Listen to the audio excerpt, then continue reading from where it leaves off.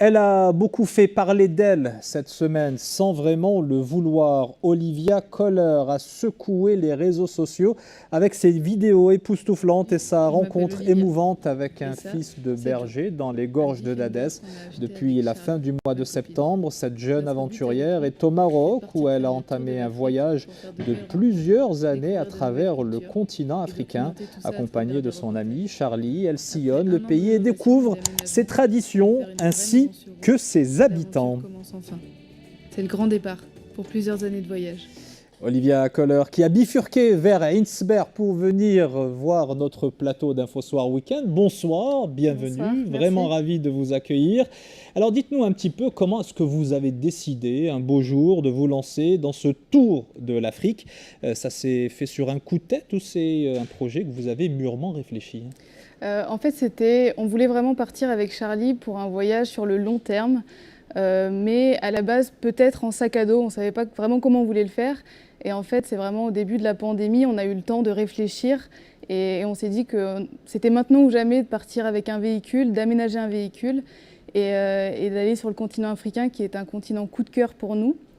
Et du coup, on a aménagé ce véhicule et on s'est dit, voilà, on va partir vraiment faire le tour du continent pour aller à la rencontre des gens, découvrir plein de cultures et prendre notre temps. C'est vraiment ce qui nous anime.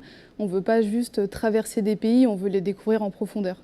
Et c'est ce que vous faites donc avec le Maroc qui est votre première destination. Qu'est-ce que vous avez découvert ici? Vous êtes là depuis fin septembre. Vous aviez une certaine image de ce pays, de ce royaume. Et est-ce que cette image-là, elle s'est complètement renversée avec ces rencontres que vous avez faites notamment? C'est vrai que moi j'étais déjà venue au Maroc il y a 4 ans, mais très très rapidement. Donc j'avais un peu survolé le pays. Et on a un petit peu des préjugés, des idées un petit peu reçues avec les réseaux sociaux. On résume souvent le Maroc à certains endroits un petit peu touristiques.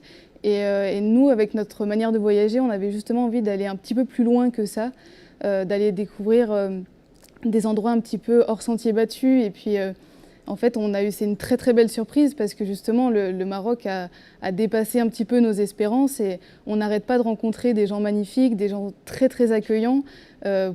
On partage vraiment des moments magnifiques et au passage, on voit des très beaux paysages. Donc clairement, c'est un gros coup de cœur. Ça fait quasiment 3 mois qu'on est ici et à aucun moment on s'ennuie. On a toujours de belles découvertes et on est vraiment trop contente de découvrir le pays comme ça.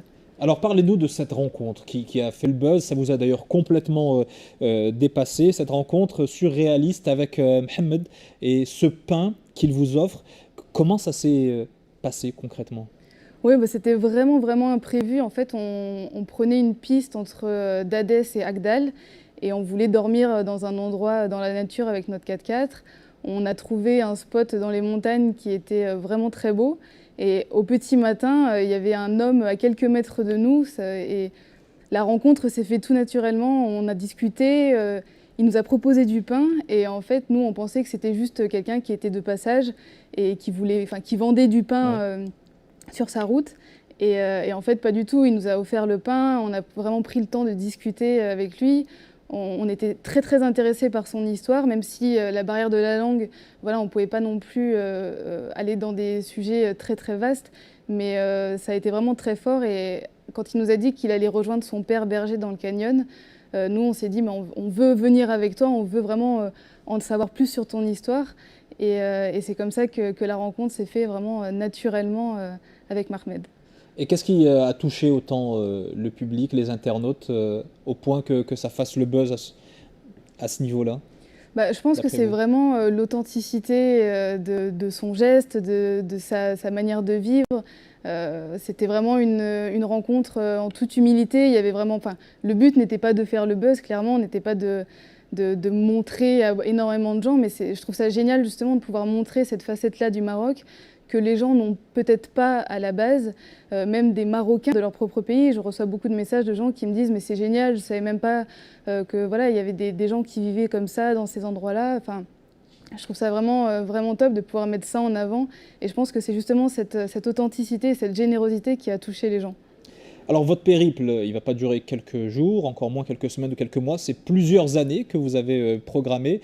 Comment ça va se dérouler? Là, vous êtes venu spécialement ici à Casablanca, d'ailleurs ce n'était pas prévu de venir à Casablanca, on aura au moins réussi ce défi-là. Quelles vont être les prochaines étapes? Comment va évoluer votre périple dans ce contexte qui est assez compliqué, celui du Covid? Oui, bah là, on a encore pas mal de choses à découvrir parce que justement, on prend tellement notre temps qu'on avance très très lentement. On a encore toute la partie ouest, la côte, le sud et jusqu'au Sahara à découvrir. Et après, on espère pouvoir continuer notre périple avec la Mauritanie, le Sénégal et puis tous les autres pays autour du continent. C'est vrai que c'est un petit peu compliqué avec les frontières qui ouvrent, qui ferment. Donc il faut un petit peu jongler avec ça.